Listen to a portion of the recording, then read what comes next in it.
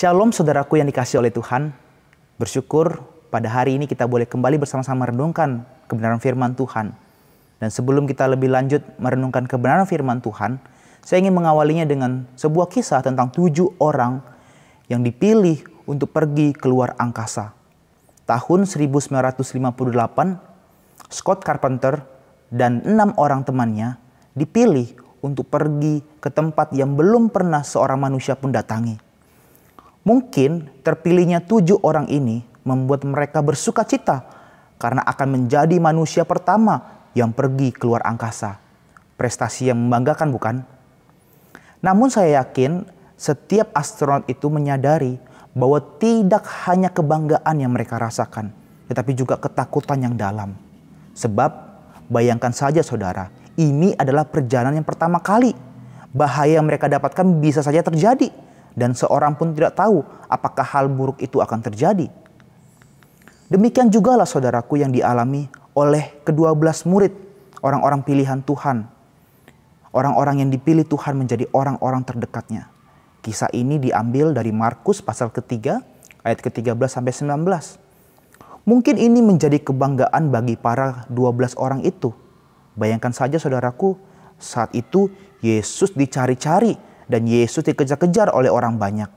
Namun dari banyaknya orang itu, hanya 12 orang yang dipilih oleh Yesus. Bukankah ini sebuah kebanggaan?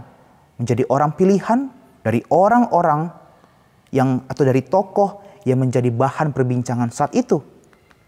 Yesus memanggil ke-12 murid ini saudaraku bukanlah tanpa tujuan.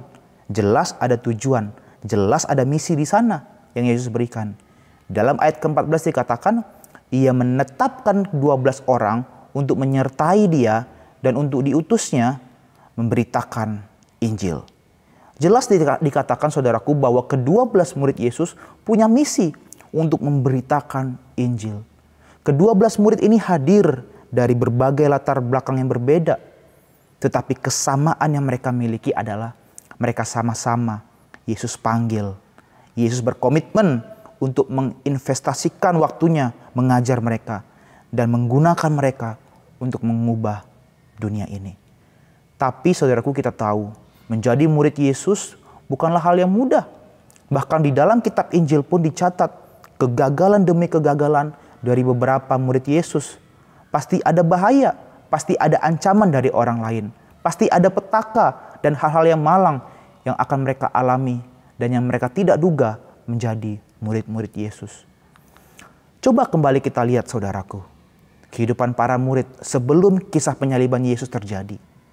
Cara pandang mereka tentang Kristus sangat-sangat berbeda dengan apa yang Kristus pandang sendiri.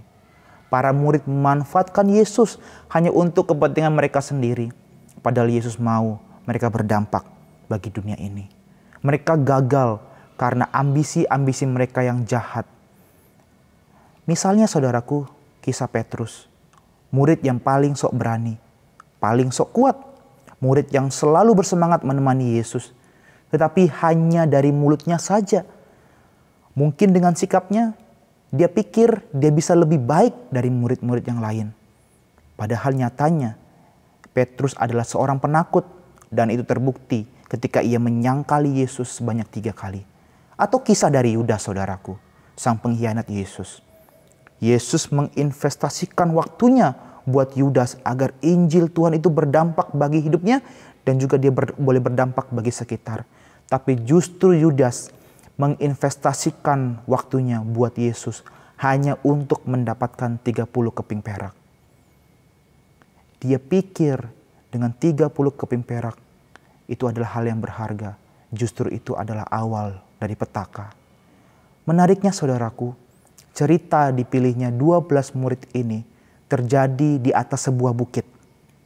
Ayat ke-13 dikatakan, kemudian naiklah Yesus ke atas bukit, ia memanggil orang-orang yang dikehendakinya dan mereka pun datang kepadanya.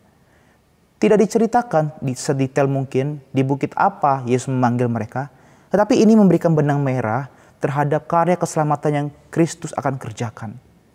Di bukit ini saudaraku, Yesus memanggil murid-murid untuk memberitakan Injil, bukan? Justru di bukit yang sama ini Terlihat hati dari murid-murid yang tidak pernah benar-benar untuk dimuridkan. Murid-murid hanya terus mencintai diri mereka sendiri dan hanya berpikir tentang diri dan kepentingan mereka yang jahat. Di bukit yang pertama, Yesus memanggil murid-murid, tetapi murid-murid gagal. Tetapi di bukit Golgota, Yesus pun memanggil murid-murid dan murid-murid berani dan berhasil. Dan setelah peristiwa bukit Golgota itu, saudaraku, kita bisa lihat pelayanan yang luar biasa dari para murid. Bukan karena mereka makin bersemangat, bukan. Bukan karena mereka makin berusaha semakin berani, bukan. Tapi karena ada Injil di hati mereka, itulah yang membuat mereka bersemangat dan berani. Sehingga mereka tidak hanya dimurnikan di sana, tetapi juga mereka boleh dipakai oleh Allah. Saudaraku, begitu pun dengan setiap kita. Tuhan panggil kita menjadi muridnya agar Injil Tuhan itu semakin tersebar. Hanya orang yang dipilih dan yang mau dimuridkan saja yang dapat dipakai oleh Allah. Dan itu bisa kita lihat sepanjang Alkitab, dikisahkan tokoh-tokoh Alkitab di sana. Dipilih, dimuridkan, baru bisa dipakai oleh Allah. Maka ketika berbicara dimuridkan, berarti ada hati yang sama seperti hati guru kita yang agung, yaitu Tuhan Yesus Kristus. Di mana ada hati yang berpusat, hati yang berakar, yang terarah hanya kepada Kristus saja. Bukan pada keberanian diri, bukan pada kehebatan, kekayaan, kepintaran, sehingga kita layak untuk dimuridkan Tuhan.